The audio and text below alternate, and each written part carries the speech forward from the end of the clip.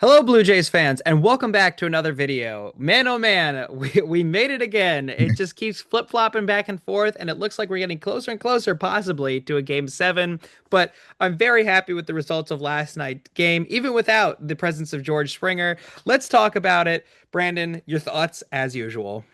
Yeah, we talked obviously in our big video yesterday after that 18 inning marathon in game three that, it was going to come down to a couple things. How did Shane Bieber pitch? Could the Blue Jays get to Shohei Ohtani on the mound? And how would the Blue Jays replace George Springer effectively? Two of those three things happened in favor of the Blue Jays. Shane Bieber was pretty much excellent, I would say. Obviously, he didn't give them a ton of depth. He threw five and a third innings, but still a really strong outing, of course.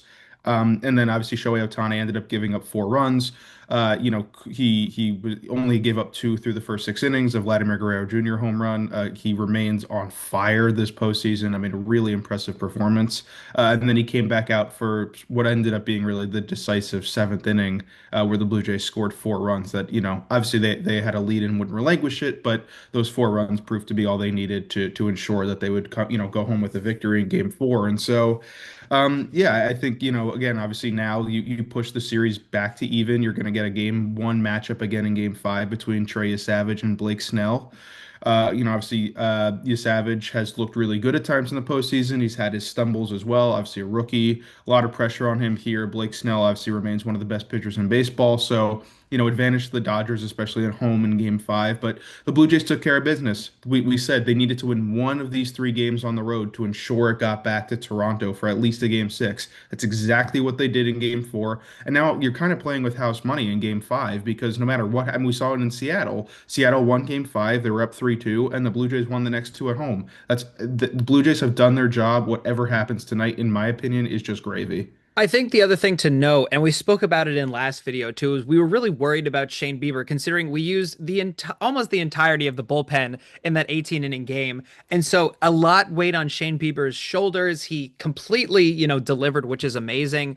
And the bullpen has a day of rest now to kind of really come back. Like you said, Trey Savage versus Blake Snell is such a matchup that we've seen it before, and it is a really exciting time. Trey Savage has been great these past few games. Hopefully he can deliver again in this upcoming game. I also just always want to give a shout out to people like Nathan Lukes, Miles Straw, who's, been great defensively, Addison Barger, Vladimir Guerrero Jr. Of course, he got that home run that, we're all used to getting him, Vlad getting the home runs at this point. But again, I think that the Blue Jays have finally gotten their groove when it comes to the World Series. Again, even in that 18 inning game, I would say that they had their groove in, even though we lost to that Freddie Freeman home run.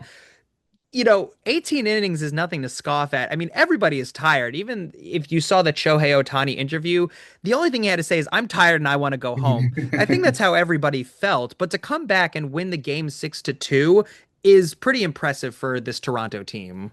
Yeah, absolutely. And you can do like what if games. Like what if Toronto had won that 18 inning game? Then they'd be up 3-1 right now and there'd be, conversations of them winning. But again, the point like you just made, Ethan, is that this has always been a resilient group. Again, the Blue Jays didn't start off the season super hot. I mean, obviously that, they were sort of trading first place in the division for a while, but obviously they came out with the one seed. They've been resilient all year. I mean, they've been without like Jose Barrios this entire postseason run, and yet they've found a way to string together, effective pitching for the most part. And so it's just a testament to this roster. I'll bring up, of course, lastly, the George Springer injury again. He obviously did not play in Game Four. The way that the Blue Jays chose to replace him was mostly what I predicted, which was that they'd move Bo Bichette to DH.